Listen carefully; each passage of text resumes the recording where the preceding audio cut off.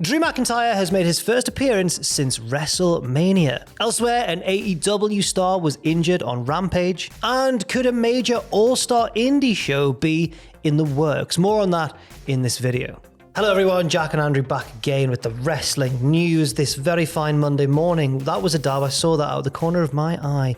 Drew McIntyre has made his first appearance since WrestleMania. There's been stories of him in the build, certainly to WrestleMania, working through illness and stuff like that. Since then, there have been rumors of kind of creative disagreements or him not being really willing to do certain things. But we've not had anything concrete. No, we haven't what's been going on. Until now. So footage of Drew McIntyre meeting with the Special Olympics athletes has actually been shared on WWE social media. Obviously, it's not only a heartwarming moment with Drew meeting Olympic heroes, but it's also the first time Drew has been featured on WWE programming in any way, shape or form since WrestleMania, as you were talking about there, amid obviously the contract and creative negotiations. Yes, Tom recently interviewed Ridge Holland.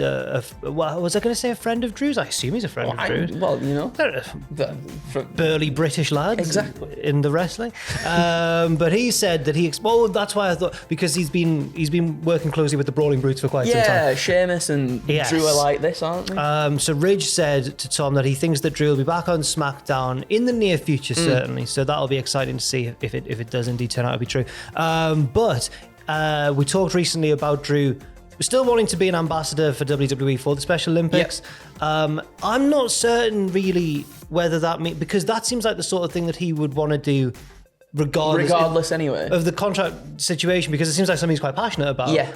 So I don't know really, but I guess the fact that it's been shared on WWE socials and stuff, and they've been keen to show Drew in this role, might be an encouraging sign. I think there was a little bit of alluding on Drew's behalf as well. In that video, he does say before he meets with the athletes, let's see if they remember me. Maybe that's in reference to he's met them before and they're wondering if they've met him, or it's because he's not been on TV for the longest time. I hope he turns up at Money in the Bank. I've met Drew, and I will remember him next time I see him. He's striking. He is a striking, and I'm sure he remembers you as well. Yeah. What do you mean? I don't know if he does. YouTube wrestling legend Jack the Jobber. I don't know. We'll see. He holds you in high regard. You're at the top of his telephone list. You know, we always talk, me and Drew. Yeah, you do. But no, it's good to see Drew back. It's good to see him doing something very cool in this role as ambassador for the Special Olympics, but we'll wait to see what that means for him on screen going forwards. Also, it's been all kicking off in the main event scene. I don't know if you know this, Andrew, but the Usos are out. They're out. You're out, Jimmy. And I'm out too. And I'm out too. So good. So good. Love wrestling. Me too. It was a great moment. It was a great moment. You saw the crowd all stood up. It was meant. I think Sean Rossap posted a video. Maybe he was there, or it was like someone else's video, but from the crowd, and it just erupts. Oh. It erupts. Everyone was very excited to see Jey Uso finally join his brother and leave the bloodline. Yes. But in terms of logistics for the bloodline, Roman and Paul Heyman were seen carrying 2 belts around on SmackDown still, as well as Roman's new Gold Universal title. So it seemed like he'd consolidated all of his belts into one easily manageable belt. Yep. But they're still carrying 2 belts around. They certainly are, yeah. Well, despite this anyway, Better Wrestling Experience says the 2 belts will eventually stop appearing. Which makes sense, obviously, as you were just saying, they've been consolidated into one. I think it looks rather grand. I know it doesn't make sense, but it looks grand that like Paul Heyman's still there with the 2 titles and Roman's got the big goldy looking one. It's probably easier. I bet they're quite pleased that these are going away. They don't have to cart them around everywhere because they're quite heavy. But I agree. I think it looks like when a boxer comes out and they've got all the belts from all the different organizations. Ultimo Dragon. Or that meme of Triple H with all of them. Exactly. But I think it looks good as well. I think it looks good. I'm going to miss as well, and it remains to be seen if we'll get it in some form or fashion, but you know his little double belt waft that he used to do towards the person. I'm going to quite miss that when those belts go away. That's something that when you mentioned it there, I'm aware that he does, but I've never actually thought about that before. But that is one thing that he does. He does. And now that it might go away. You can't might do a single one. No, it can do one. Doesn't really work, does it? Get the crowd to. Which way am I gonna waft it?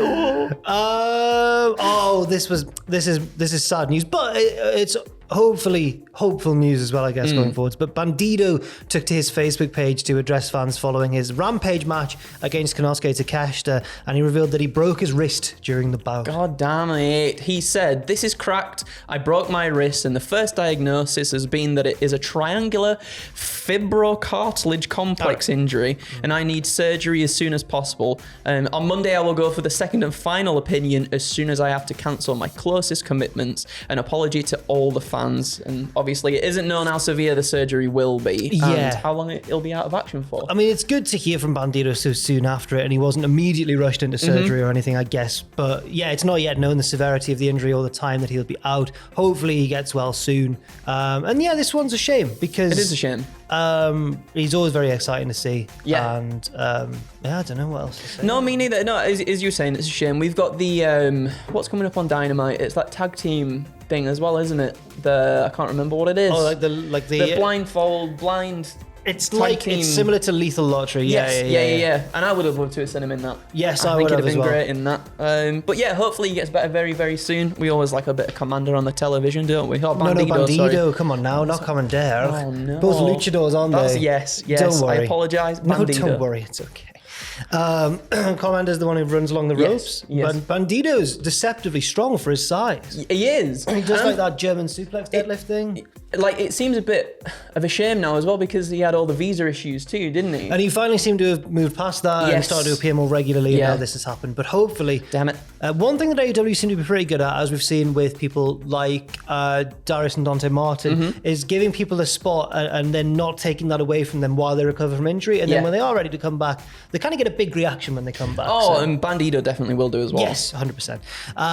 And could a major indie show be in the works? Fightful Select is saying in an update on the company from Israel that is hoping to land Goldberg for a match, we've learned some more. The company is also hoping to land, are you ready? I'm ready for these names. So Goldberg, yep. Sting, Rob Van Dam, one half of Adam Paci's favourite tag team, the Masters of Cool, Chris Masters, John Morrison, and more. When I read the word John, the next line was, my eyes hadn't yet moved to the next line. I thought John Cena was going to be there. Could you imagine? Could you imagine? Goldberg, this comes from an initial story, which is like, Goldberg reportedly met with an international promoter during WrestleMania weekend, but details on the meeting were few and far between. Former promoter Rick Bassman laid out plans he had for a mega show in a recent interview as well, saying, I don't promote much these days, but every now and then something fun comes up and it's worth diving into. Working on a date in Jerusalem, Israel for September of this year, and that would involve potentially both Goldberg and Sting. However, it is worth mentioning that as of the time that this was written, he had not received clearance from AEW to use Sting. So that's all up in the air still. It is. How do you feel about it? I'm skeptical, I'll be honest, because and this could be totally legit and fair enough if it is, especially if they're meeting with Goldberg and everything. It seems like once in a while, a story like this crops up where there's going to be a mega show somewhere and it's going to have all these massive names on it, and then it just doesn't really happen. And you think, how did that get to that level of planning where it was, sometimes we've even seen, like the one in Nottingham that was promoted recently with, it had like the Authors of Pain and Strowman and Nia Jax and all kinds of people, and we looked at it and went, well, it'll be cool if it happens. But I think we were all quite skeptical because we've seen this sort of thing happen before where these huge names are billed, and this is even bigger than that. This is like Goldberg and Sting. It is, and you got to imagine that the money involved as well has got to be astronomical as well. Yes. Now I know that having it in Jerusalem, that's probably a city that doesn't get these names as often as a town in England. So that might mean that it's more of a one-off. It'll sell more over there.